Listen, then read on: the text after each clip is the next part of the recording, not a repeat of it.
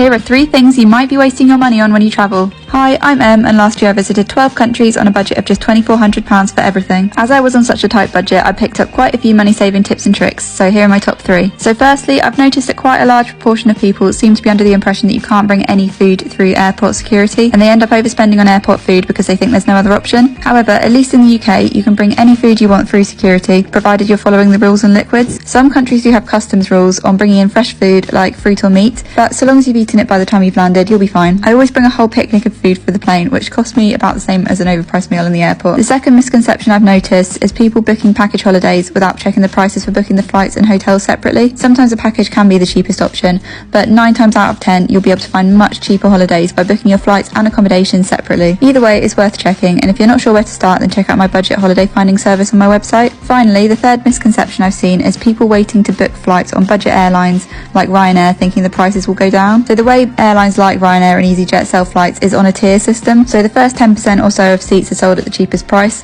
and then it incrementally gets more expensive as more seats are sold. Obviously this isn't always the case, as there are still sometimes sales, but most of the time the price you see for a budget airline will only get more expensive the longer you wait. If you're unsure, you can check on Google Flights the average cost of flights on the dates you're looking at, and it will tell you if they are above or below average. I've got plenty more of these, so let me know in the comments if you want to see a part 2, and make sure to follow for more budget travel tips and cheap holiday ideas.